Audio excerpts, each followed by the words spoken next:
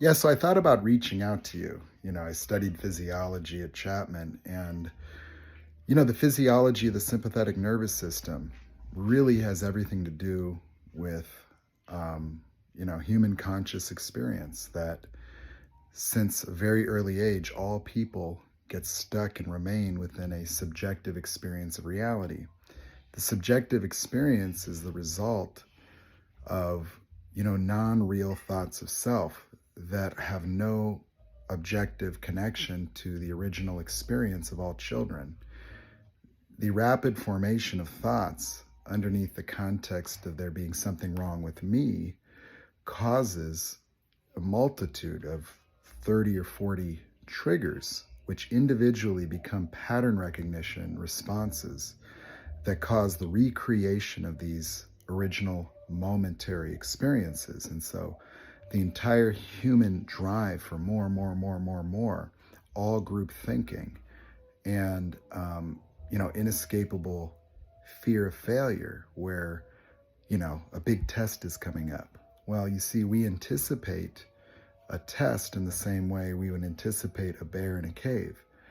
And so we're already in a sympathetic reaction, merely anticipating the outcome of life events.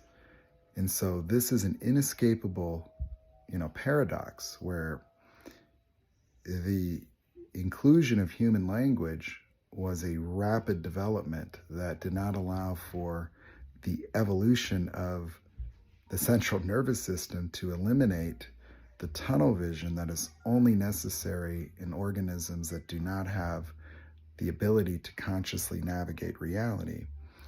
And so this causes the formation of what's called subconscious, which is really just a normal objective conscious experience that all people have within them that is adulterated by the subjective experience, where the voice in our head that we consider thinking is in fact something that generates an alternate reality that we maintain concurrently with an objective reality. You see, confusion is the dissociative mechanism that prevents the collapse of an illusory future that is an overarching escape hatch from a general and broad fight or flight that constitutes the entire experience of a person's life, a pervasive need for hope and believing in oneself to overcome these pervasive experiences of being not good enough and failure, where the reactions that we have cause the person to have a dramatic reduction in cognitive function due to confusion and fear itself, where we take on the embodiment of these reactions in an all-pervasive effort to overcome, fix, and change ourselves or rearrange the circumstances of life.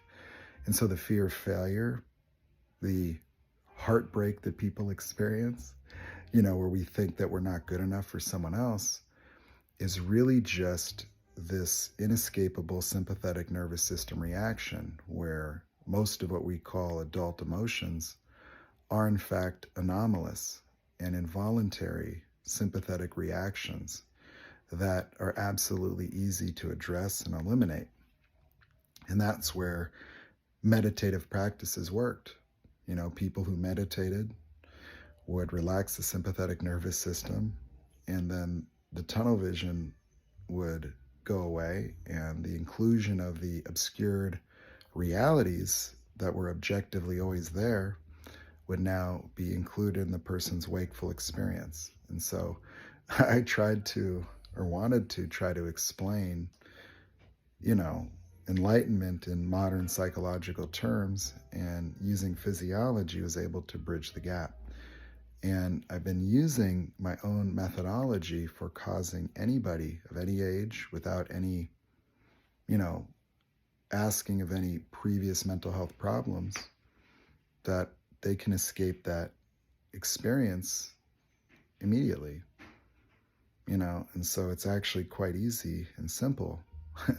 And it's almost unbelievable, but I wanted to share it with you and hopefully have some conversations with people that in the field of psychology to present my work, because I've probably done this about 100 times, and I really wasn't, acknowledging exactly what the implications were in a more broad context. I was just helping people. But when I looked at it, I'm like, wait a second. I'm causing the disappearance of the ruminating voice inside people's minds in a way that they can't even describe or explain. So I would like to share more about how I came up with this and things that have happened in my own life, but I really need to talk with people in psychology. And so I wanted to share this because I'm interested in doing actual clinical research or something that could validate this academically and make it something that is useful and viable for the world of psychology and psychotherapy. Merely just an updated model for understanding early childhood development that has profound implications for mental health, education, what's happening in our society, and the human condition. So anyway, hope you're doing well.